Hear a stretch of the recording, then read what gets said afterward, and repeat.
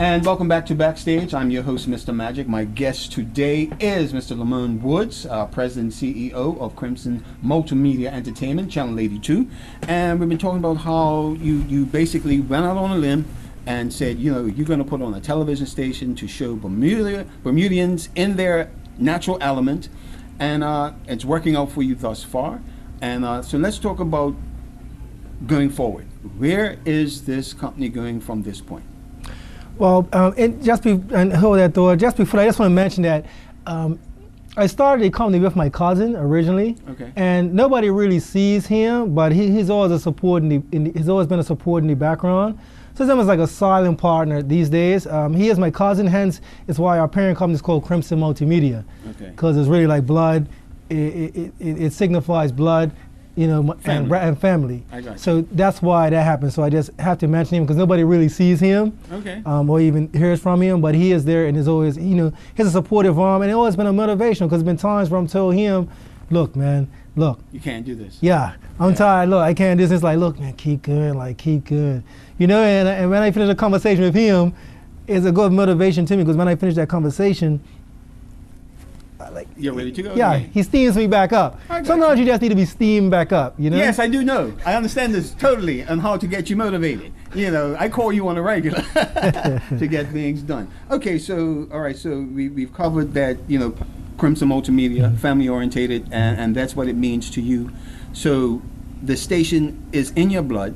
You know, you set out to set a purpose of what the station is going to represent. Are you doing that? I mean, where are you going from here? I think right now we're falling into our original plan. Originally, when we did a business plan, we had in it all these local shows that we wanted to produce. No, not probably doing enough research or understanding how things are made at the time. We realized that it was, you know, it's very expensive to produce content. So all these shows that we thought we was going to have on every day, we realized that, hey, that's probably not going to work at this point in time. We found sports to be an easier entry point into this whole market because it's a set piece. You go to a football game, the ref is already produced. All you got to do is capture it. Yes. When you want to do something yourself, there's a lot of things you have to take into account. But over the last 6 years, you know, I've found ways to do things very efficiently. And that's how we're managing to strive, you know? And the reason that happened for me is because I was watching a special on Nigerian TV and the Africa film industry. And I saw these guys, you know, doing action films, and, you know, they had a camera that was, you know, was a lesser model than my camera, you know, or a less expensive camera. And already making movies. I mean, even if they had to sit in the bonnet of the car to film the scene. Certain scenes, yes. They were doing it. And I said to myself, well, you know, why we can't do it? Bermuda's supposed to be the richest place. You know, everybody here, we have a standard of living. These guys don't have nothing, but they're producing movies. Yeah. So I use that as something to keep me going and to never make an excuse. Because there are people who have much less than what I have. And right now we have quite a bit of equipment. There are people out there that have much less than what I have and are doing much more. Yeah, so I have no excuse. Right. So this is why I push on. Well, see, I know this by you saying that because I am one of the people that don't accept excuses from you. And you know this, you know, especially in doing this program. You know, we have an understanding, as I being executive producer as well, on what our responsibilities are in making sure that this program, Straight Talk, and you know, other shows that you have on here is the one with Brother Richie as Soul well. Food. With Soul Food, yeah, and the content. And this is what you are bringing to the locals, to the public, that we as locals have the talent, we have the opportunity, and we're going to bring it and show you as well. Now, to make this happen, now people think in the background, and we've had this conversation, oh, hey, Channel 82, they're rolling in the dough. And let's disperse any misconception on what that really is about.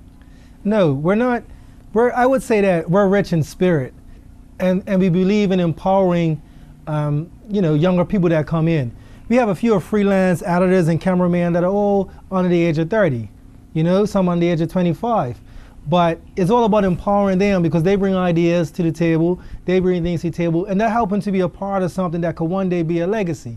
You know, I was listening to Les Brown the other day, and he quoted some great man who said, you know, you should be ashamed to die if you haven't done anything with your life. Or if you haven't left a mark, you should be ashamed to die.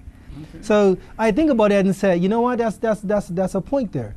So I don't want to be ashamed to die. I want to leave a mark, and I think I found my place. I found something that I can stamp and say that I've left.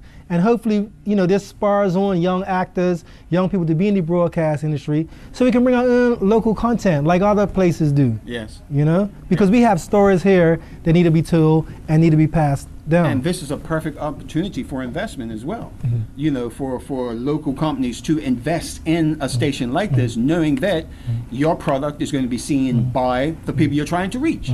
You know, I mean, come on, we can watch all sorts of channels on cable, and how many commercials do we see that are overseas, you know, overseas commercials? I mean, we have this connection, and I want to bring this up.